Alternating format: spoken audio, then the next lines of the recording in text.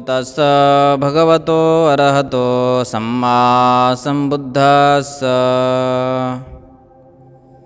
तथागत भगवान बुद्ध, बोधिसत्व डॉक्टर बाबा साहेब अम्बेडकर, हमारे आचार्योपाध्याय पूज्य भदंत अंगुलीमाल शक्यपुत्र महास्थवीर जी। आज थोड़ा सा धम्मपद के बारे में इंट्रोडक्शन देने का प्रयास करूँगा। धम्मपद जीवन में कितना महत्वपूर्ण ग्रंथ है। धम्मपद जिस प्रकार आज मानवता को दिग्दर्शन करने वाले या एक पथ प्रदर्शन करने वाले ग्रंथ अनेक है, लेकिन उसमें धम्मपद का मूल्य क्या है। धम्मपद एक ऐसा अद्भुत ग्रंथ जो विश्व में, पूरी मानवता में ऐसा ग्रंथ न कभी लिखा गया और न कभी होगा। कहा जाता है कि त्रिपिटक का सार यदि कोई है तो त्रिपिटक का सार धम्मपद ही है।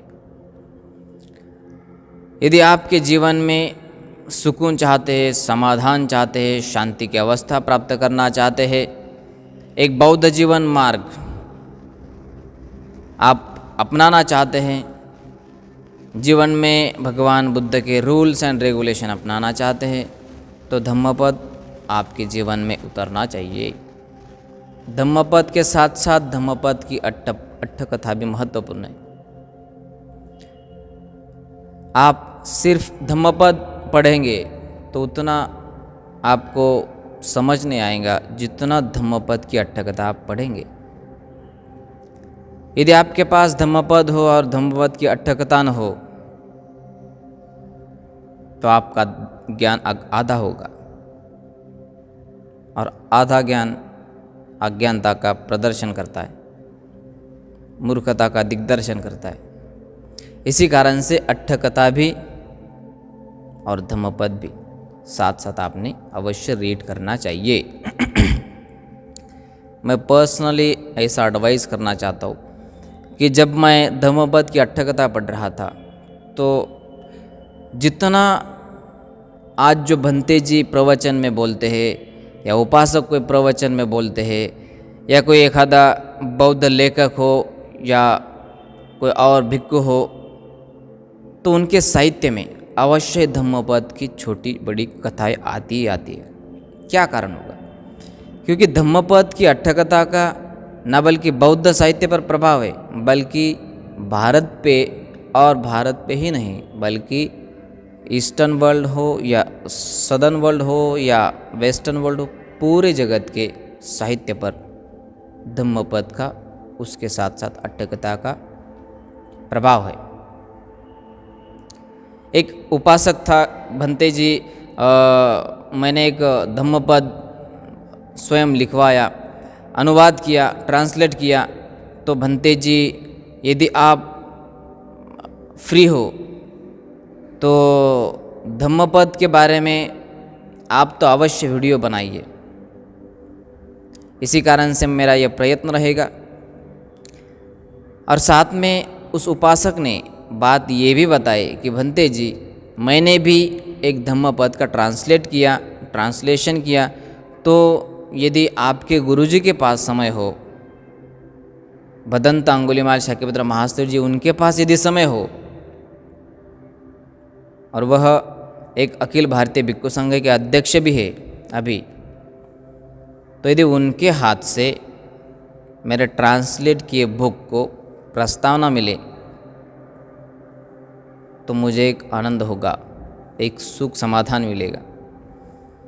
भंते जी तक ये मैंने बात पहुंचाई, लेकिन भंते जी ने कहा कि मेरी तबीयत ठीक नहीं, तो उसकी प्रस्तावना भंते जी ने बताई। कुछ मेरा भी जो विचार विमर्श था वो मैंने उसमें डाला, और फिर उनको प्रस्तावना इंट्रो लिख कर उन्हें दे दिया, इंट्रोडक्शन। तात्पर्य ये कि आप धम्मपद एक प्रकार से इतना महत्वपूर्ण करना चाहिए जिस प्रकार हम आज चांटिंग को महत्व देते। आज बहुत सारे ऐसे उपासक है घर में चांटिंग करेंगे, चांटिंग माने वंदना सूत्रपाठ, लेकिन धम्मपद का एक गाथा नहीं बोलेंगे। एक बोलेंगे धम्मं करे व कल्याण इत्यादि, या सब्ब पापस अकरणं कुशलस्य उपसंपदा सच्चित्त परियोदपनं एतं बुद्धान सापनं। और दूसरे भी बहुत सारे गाथा है, इतना है बस, उसके आगे नहीं। लेकिन धम्मपद इतना संकुचित और इतना लिमिटेड नहीं, बल्कि धम्मपद एक लिमिटलेस अनलिमिटेड ग्रंथ है। जितना आप उसका प्राशन करोगे वो धम्मपद एक अमृत के समान है। धम्मपद एक लाइक अ नेक्टर है, आपको मोक्ष के द्वार तक ले जाने वाला ग्रंथ यदि कोई है तो धम्मपद। आप सिर्फ जिस प्रकार पंचशील या सूत्रपाठ का आप रोज चांट करते हैं, रोज वंदना करते हैं, रोज परित्राण पाठ करते हैं, लेकिन धम्मपद को नेग्लेक्ट करते हैं,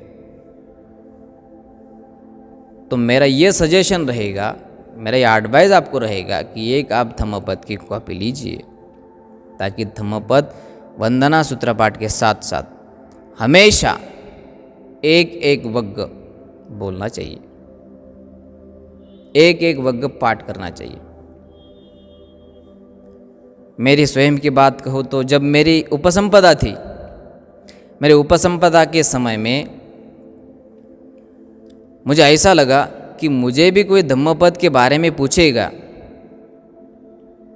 मुझे भी कोई पातिमोक्ष के बारे में पूछेगा, तो मैंने पातिमोक्ष में का जो 75 शेकिया है पूरे पाठ किए थे। पाराजिका है वो भी पूरी पाठ की थी। निसज्ञ पाचित्य या पाचित्य ये नियम भी पूरे पाठ किए थे। अभी कुछ याद है, कुछ भूल गया, लेकिन धम्मपद भी जब उपसंपदा के समय में मेरे भी 5 वग्ग पूरे लन थे, कंठस्थ थे।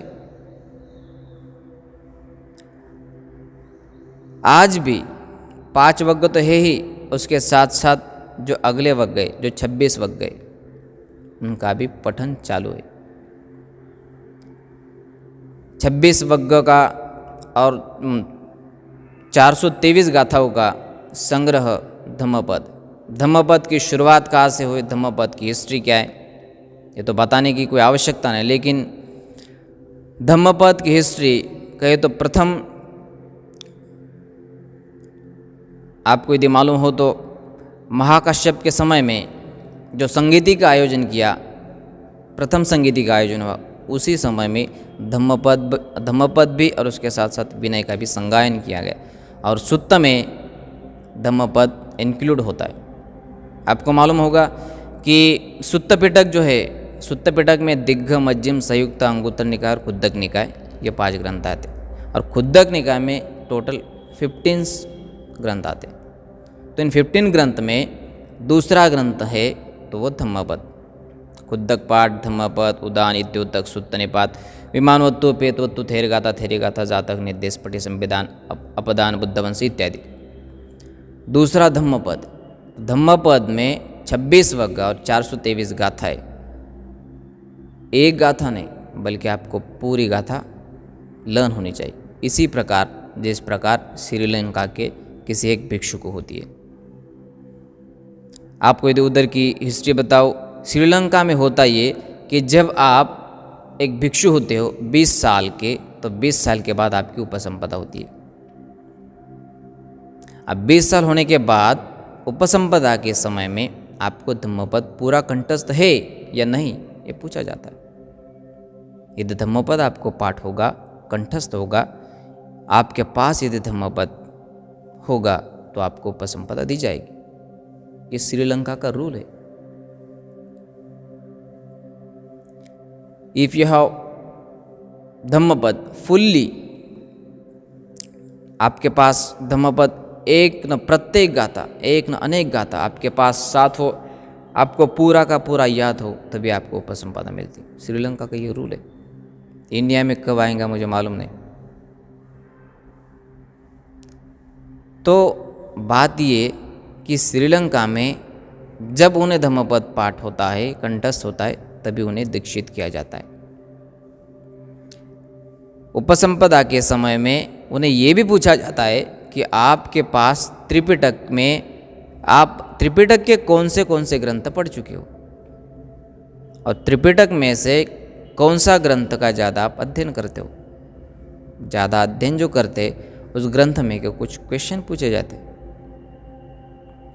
कोई सेकिया हो या सुत्त पिटक पे हो या विनय हो या अभिधम्म पे हो, प्रश्न पूछा जाता है। यदि आप उसमें उत्तीर्ण हुए then you are learn monk, तभी आपकी एक उपसंपदा को ऑर्डिनेशन कहते, तभी आपका ऑर्डिनेशन होगा, उपसंपदा होगी। जिस प्रकार आज सुत्त पिटक को श्रीलंका में महत्व दिया जाता है, विनय पिटक को थाईलैंड में ज़्यादा महत्व दिया जाता है, और अभिधम्म के अध्ययन को म्यांमार में या ब्रह्म देश में कहो तो महत्व दिया जाता है। हमारे भारत ने पूरा त्रिपिटक दिया, तो भारत में कौन से त्रिपिटक में का ग्रंथ ज़्यादा अध्ययन किया जाता है? ना सुत्त, ना विनय, ना अभिधम्म, बल्कि बुद्ध एंड स्तंभ। एक उपासक को पूछा कि आपका बौद्ध धम्म ग्रंथ कौन सा है? तो उन्होंने कहा कि आई नो, मुझे यही पता है कि बौद्धों का धम्म ग्रंथ बुद्ध एंड स्तंभ है, बौद्ध धर्म कथम। एक दो और उपासकों को पूछा तो उन्होंने कहा कि बनते जी बौद्धों का धम्म ग्रंथ धम्मपद है।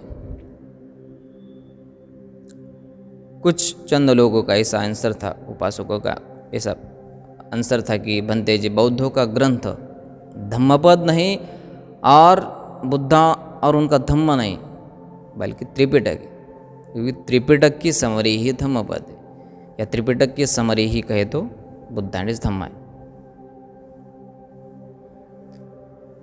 धम्मपद केवल बौद्धों के लिए प्रेरणा नहीं, बल्कि जो बौद्धेतर है, अबौद्ध है, उनके लिए भी जिस प्रकार धम्मपद बौद्धों के लिए एक प्रेरणा है, उसी प्रकार बौद्धेतर लोगों के लिए भी एक धम्मपद प्रेरणा है। जिस प्रकार हिंदुइज्म में गीता को महत्व दिया जाता है, इस प्रकार मुसलमान धर्म में या इस्लामिज़म में कुरान को महत्व दिया जाता है। जिस प्रकार क्रिश्चियनिटी में बाइबल को महत्व दिया जाता है, उसी प्रकार बुद्धिज़्म में त्रिपिटक को महत्व दिया जाता है। अब त्रिपिटक आप तो पढ़ नहीं सकते। एक कल परसों को उपासक आया था, बनते जी मुझे त्रिपिटक पढ़ने के लिए दो। बोले त्रिपिटक के पूरे 45 to 50 एक वॉल्यूम्स होते और अगली बात ये कही तो उपासक अवाक रह गया कि मैं बोला त्रिपिटक पूरा 15 से 20 हज़ार तक आ सकता है। तो बोले इतना महंग? मेरे को लगा कि बहुत चीप होगा, लाइक बुद्ध एंड धम्म जिस प्रकार 200-300 में। उपासक बोले ना ना, ये तो मेरे बस की बात नहीं, I can't afford this money. आप त्रिपिटक खरीदने की बात करते, लेकिन जब आप त्रिपिटक पूरा समझ लेंगे तो आप दंग रह जाएंगे। लेकिन यस, आपके पास त्रिपिटक ना भी हो, मिले तो अवश्य लेना चाहिए, ये 10-20 हज़ार की कोई बात नहीं। हमारे बिहार में भी त्रिपिटक पूरा है, पाली भी है, हिंदी भी है, इंग्लिश लाने का है तो त्रिपिटक अवश्य होना ही चाहिए, और उसी में भी धम्मपद अवश्य होना चाहिए।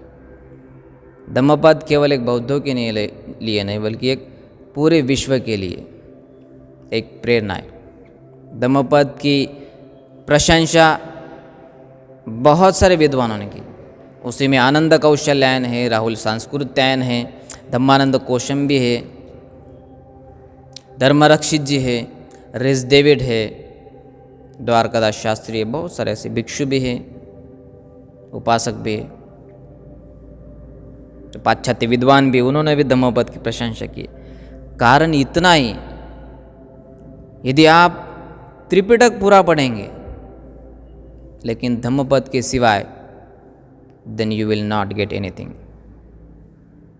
आपके पास आप ऐसा ही काम कर रहे हो जिस प्रकार अमृत का प्याला छोड़ करके आप अमृत के बाहर के प्याले को देख रहे हो। अमृत पीने के बजाय आप बाहर से उसका निरीक्षण, ऑब्जर्वेशन की ऑब्जर्व कर रहे हो। इसी कारण से धम्मपद को आपने कंठस्थ करना चाहिए। धम्मपद का पहला वग्ग यमक वग्ग से लेकर के आखिरी का वग्ग जो ब्राह्मण वग्ग है, भिक्खु वग्ग, ब्राह्मण वग्ग, 26 वग्ग पूरे के पूरे आपको पाठ उसी तरह होने चाहिए जिस प्रकार आप वंदना पाठ करते हैं। पंचशील सबको पाठ होता है, सूत्र पाठ भी बहुत सारे पाठ करते हैं। ऐसे बहुत सारे उपासक है जो दुखी होते हैं, हॉस्पिटलाइज होते हैं, तो यही सोचते हैं कि हमारे बुद्धिज़्म में ऐसा क्या विशेष है जो हमारे दुखों का निवारण कर सके। तो कोई ध्यान का सहारा लेता है, तो कोई धम्म का सहारा लेता है, कोई विपश्यना शिविर करता है, फ्री होता है। एक भिक्षु थे, बिहार में आए, बीपी था, शुगर था और माइग्रेन भी हो रहा था। मैं बोला इसके लिए क्या किया आपने? तो बोले इगतपुरी का 2-4 शिविर किया लगातार। पहले 20 दिन का किया, 10 डेज़ का हुआ, और फिर 1 महीने का किया, और फिर लॉन्ग शिविर करते रहा, और फिर मेरे बीपी भी और शुगर भी और माइग्रेन भी लेवल में आया। कोई धम्म का सहारा लेता है, कोई ध्यान का सहारा लेता है। धम्म का सहारा हम इस प्रकार लेते, कोई वंदना पाठ करता है, कोई सूत्र पाठ करता है, कोई महापरित्राण पाठ करता है, कोई करणे में तो सुत्त हो, या मंगल मैत्री सुत्त हो, धजग सुत्त हो, या आवाहन सुत्त हो, महासती पट्ठान सुत्त हो, कश्यप भोजंग सुत्त हो, बहुत सारे ऐसे सुत्त जो आपके दुख से छुटकारा पा सकते, छुटकारा पाने के लिए मदद कर सकते, या आपको समाधानी बनाने के लिए, आपको उत्साही बनाने के लिए आपको प्रेरणा देते। आप भी धम्म का भी और धम्मपद का भी आपके जीवन के दुखों से छुटकारा पाने के लिए सहारा लीजिए। ऐसे में आपके जीवन में सुख, शांति, अमन की प्राप्ति के लिए एक मंगल मैत्री करता हूँ। सभी के प्रति मेरी मंगल मैत्री, सबके प्रति मेरी आस्था, सद्भावना। भवतु सब मंगल।